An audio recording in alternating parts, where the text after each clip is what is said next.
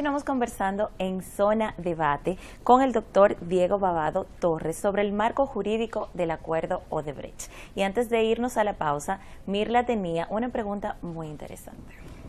Le preguntaba, doctor, antes de irnos a la pausa, sobre el tema que se ha puesto de moda ahora en muchos grupos que le hacen resistencia al gobierno, sobre el colapso de la justicia dominicana. ¿Esto se debe a los acuerdos de los abogados, como usted decía, o a los intereses que se están afectando con Punta Catalina? Mire, la justicia dominicana no ha colapsado. Yo conozco la justicia de antes del 2004 y la justicia después del 2004. O sea, antes y después del Código Procesal Penal. Sí, y conozco la justicia de 1997 y antes de 1997, que a partir de ahí entonces el Consejo Nacional de la Magistratura escoge la nueva Suprema Corte de Justicia, que encabezó Jorge Jesús Veroiza, y que a mí me correspondió ser fundador de la Escuela de la Judicatura. Entonces, en ese sistema de justicia no había papel para hacer la sentencia. Los empleados ganaban 12 pesos con 50 centavos, era el sueldo mínimo. No había ningún tipo de material. La justicia públicamente en innumerables ocasiones la hacían en oficinas de abogados. La sentencia. La sentencia en oficinas de abogados.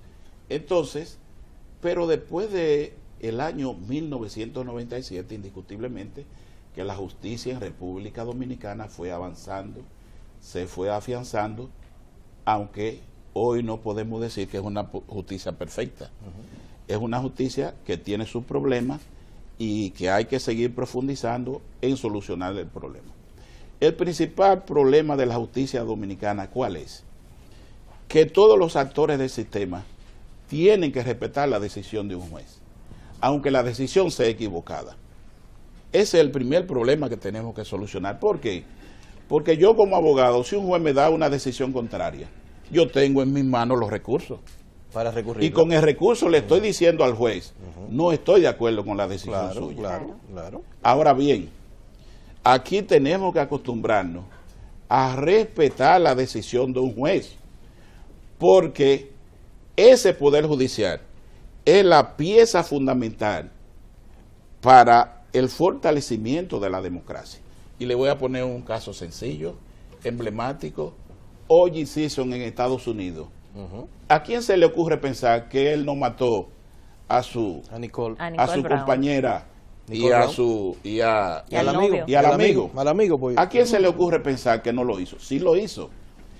Pero el Ministerio Público y la policía obtuvieron irregularmente las pruebas.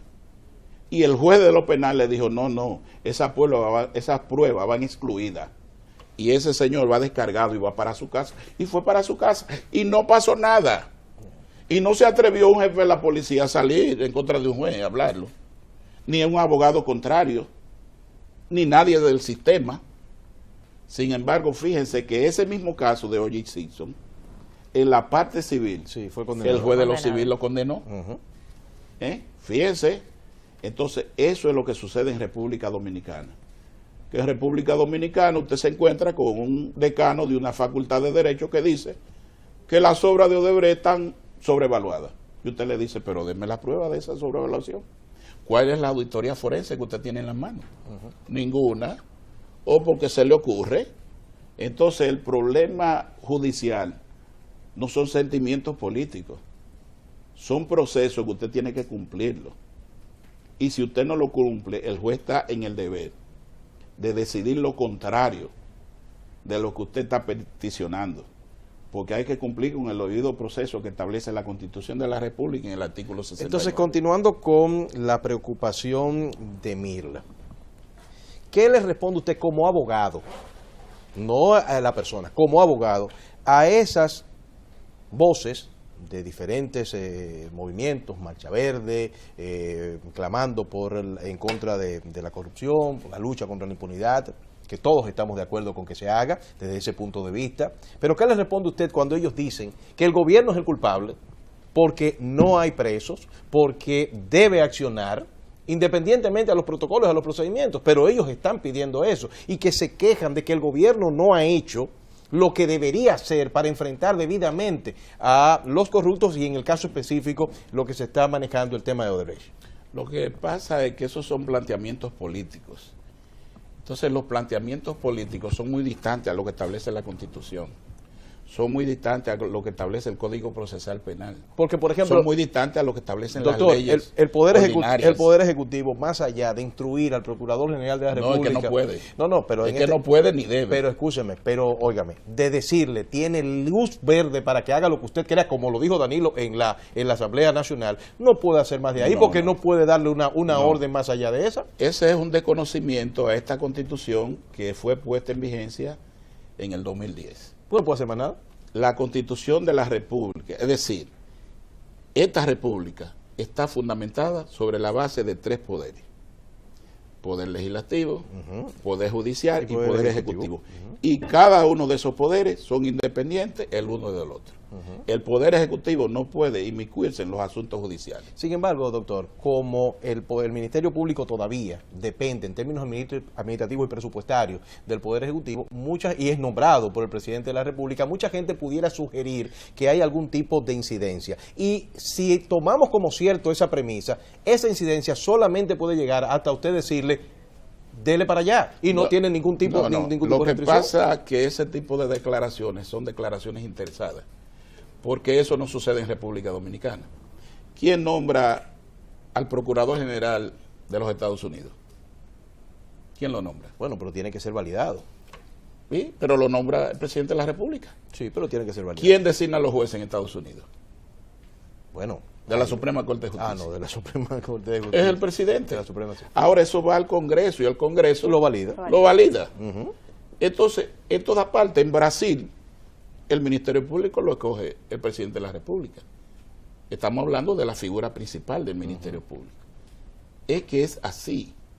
Ahora, cuando usted es escogido como Procurador General de la República, ya la propia ley, la 111, que es la ley orgánica del Ministerio Público, ya le impide que usted participe en actividades políticas. Ya usted es un funcionario del ala judicial del Estado Dominicano.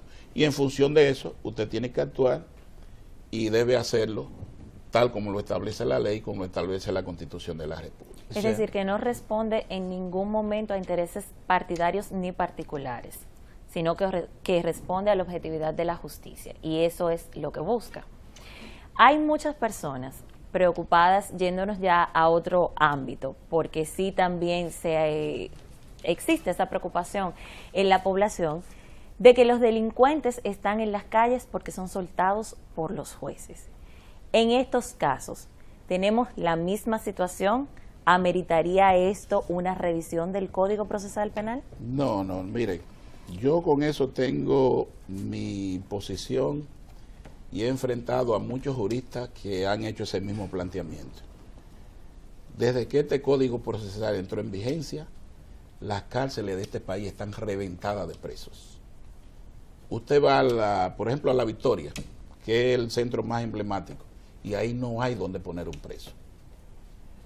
Eso fue hecho como para 700 y tiene casi 7,000. Y todas las cárceles están llenas. Aquí los jueces, de un 100% de procesos que conocen, más del 85% le aplican el ordinal séptimo del artículo 226 del Código Procesal Penal, que establece la prisión preventiva. Sí, eso es prisión preventiva. Ahora, ¿qué pasa? En muchos casos, que aquí no se ha entendido que lo importante no es la prisa. Lo importante es usted llevar un proceso como la ley establece. Que no hay que desesperarse. Porque este código, si usted lleva un proceso bien, como manda la ley, en pocos meses usted tiene una sentencia en sus espaldas clavada, como dice el pueblo. Pero hay que cumplir con la ley. Es que usted no puede agarrar una persona que va haciendo uso de su pleno derecho constitucional, libre tránsito, y usted tiene derecho a detenerlo, pero cumpla con el procedimiento. Es que todo eso está establecido. Porque si usted no cumple, cuando a esa persona que usted ha detenido y que lo presenta a un juez de atención permanente para conocerle una medida de coerción, Si usted no le presenta que usted ha cumplido con el debido proceso, si no le presenta por lo menos una cintila probatoria de que él ha cometido un delito, ese juez lo va a soltar.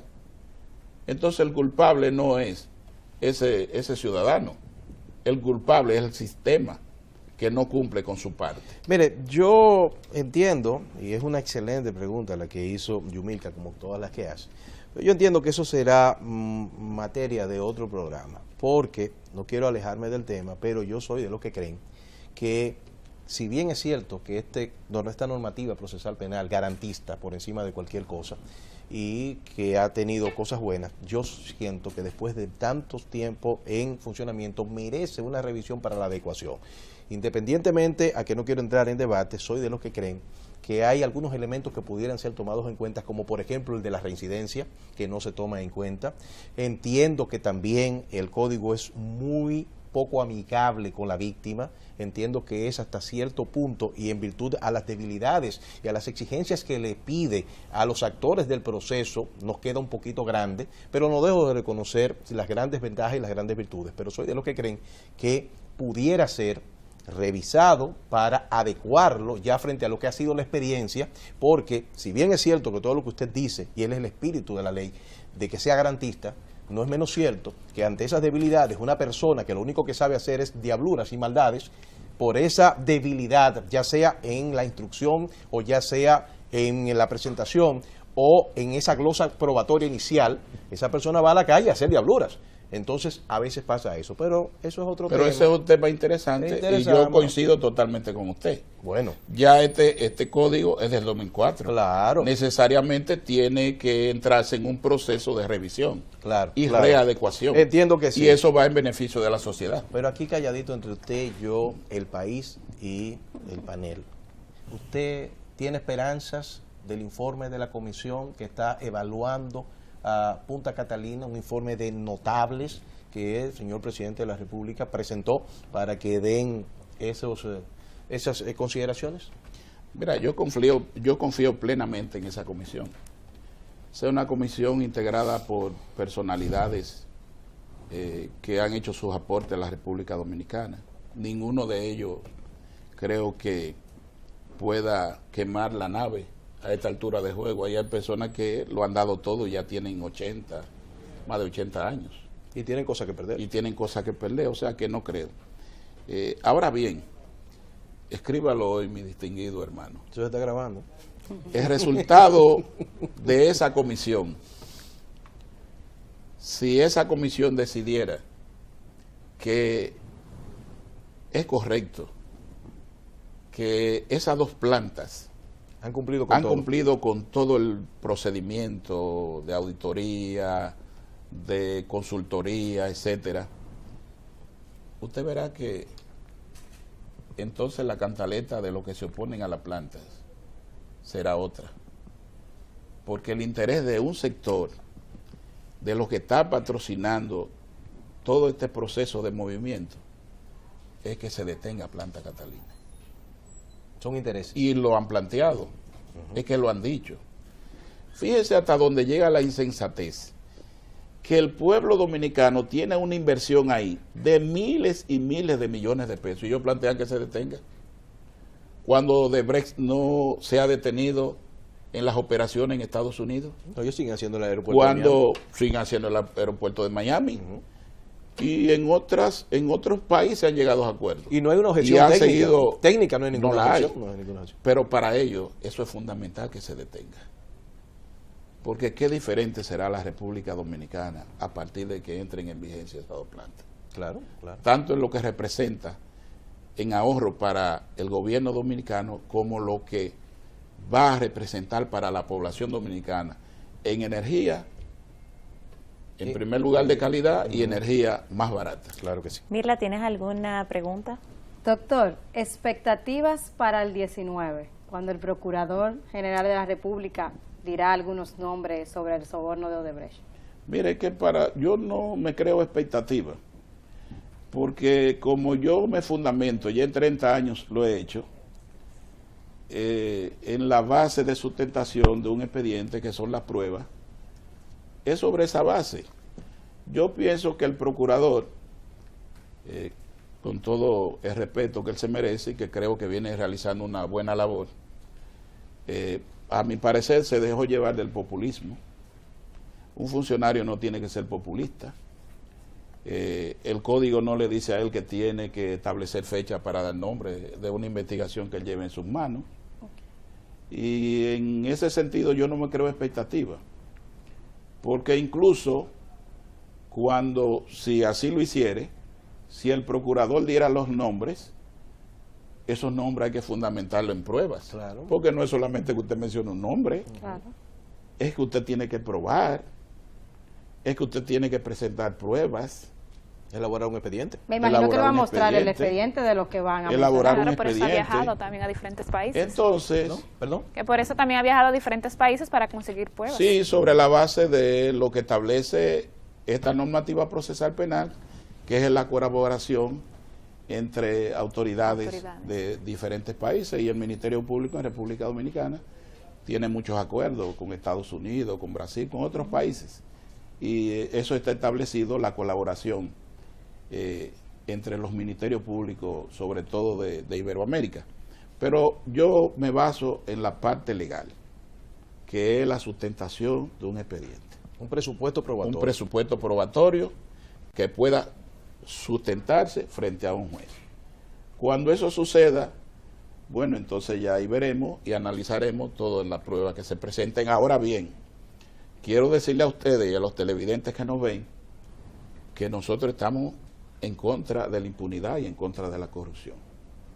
Y que resultare con pruebas cómplice o partícipe o protagonista de un acto de corrupción en el Estado Dominicano tiene que ser procesado y tiene que ser condenado. ¿Por qué? Porque la corrupción en estos países latinoamericanos le hace mucho daño a estos países pobres. Cada vez que hay un acto de corrupción es una escuela menos. Cada vez que hay un acto de corrupción es un centro de estos niños, de estos niños de atención discapacitados. de un CAI. discapacitados y de CAI.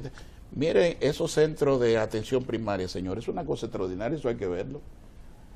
Las mujeres llevan los niños desde por la mañana, le dan atención médica, le dan su leche, le dan su merienda, le dan su comida, le dan todo. Hasta en la tarde que salen de trabajar y van y lo buscan. Sí. Entonces, cuando hay un acto de corrupción, hay una instancia infantil menos. Claro. Entonces, eso hay que condenarlo, porque eso le hace daño al país.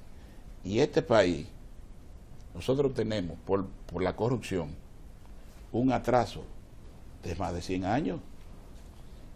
O fíjense que ahora fue que pudo el presidente de la República aplicar el 4% para la educación, cuando es fundamental. ¿Por qué se desarrolla Taiwán? Educación, por Oye, encima de ¿cuánto cualquier cosa. invierte Taiwán en la educación?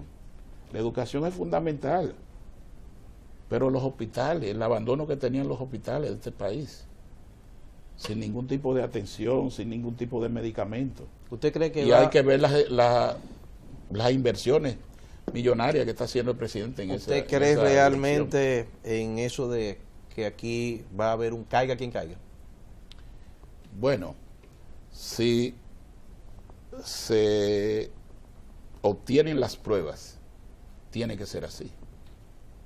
Tiene que ser así porque el país no puede darse el lujo de permitir que personas lleguen al Estado Dominicano y no solamente obtengan recursos multimillonarios, sino que se lo enrostren. Yo me Así recuerdo cuando usted empezó a trabajar, Usted tiene buena memoria. yo me recuerdo de eso. Usted tiene buena Oye, ¿por qué usted no puede exhibir miles de millones de pesos? porque no lo tengo. Le estoy diciendo. ¿Usted me Nosotros entiende? tenemos que seguir esta interesante conversación luego de la pausa. No se muevan, que continuamos en breve con más de Zona de Debate.